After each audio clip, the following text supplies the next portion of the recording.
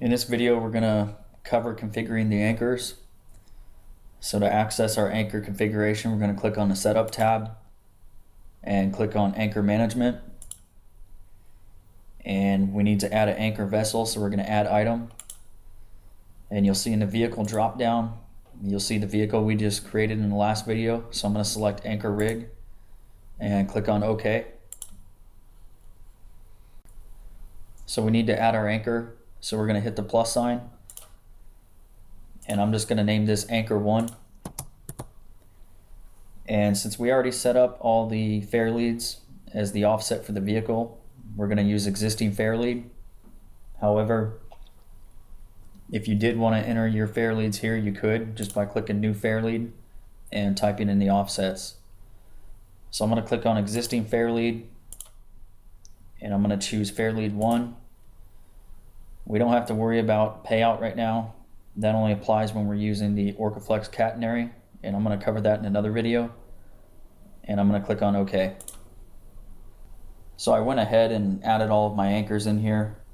So we're going to move on to the Planning tab. And as far as the anchor vessel, for the tracking reference, we're just going to use the drill stem. And then it's asking for a target position. And that's just going to depend on the application. I mean, if you were doing a rig move, it would be by the design of the well location.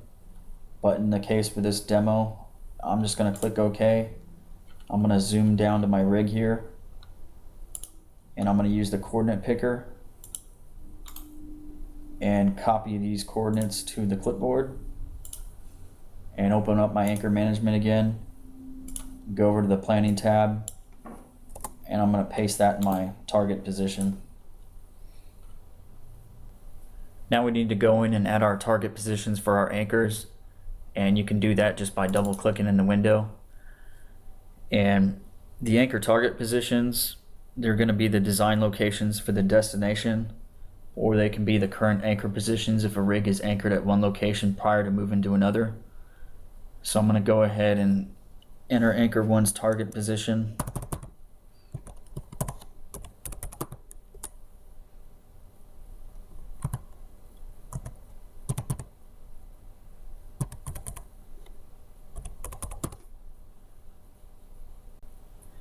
So I went ahead and put all the anchor target positions in.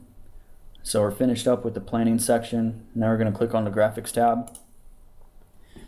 And this is just showing the visuals for the 2D map display.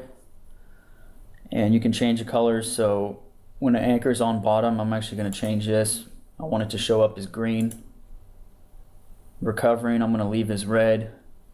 And running, I'm going to change to orange. And Orcaflex, we're not going to worry about that. I'll cover that in a different video. So go ahead and click OK. So a couple things I wanted to point out since we're done configuring the anchors is you'll see that a waypoint was created for the anchor rig target right here. And if we zoom out, there's also the anchor targets, a waypoint created for each one. And if we go into the waypoints, you'll see all those have been automatically created. You can change those colors if you want. I'm going to leave them and click on OK. And the other thing that was automatically set up when we configured the anchors is the guidance calculations. So if we go over to the Setup tab and click on Guidance Calculations, a point-to-point guidance calculation was created from each fair lead to each anchor. And what this is going to provide is tracking of each anchor from the associated fair lead regardless of where the anchor is, whether it be on the vessel or at its target location or on the bottom. And it'll make setting up the tabular text windows a lot easier. They'll automatically be updated and you'll be able to get different information. So we'll click OK. And this concludes part 4. In part 5, we're going to cover the anchor management configuration.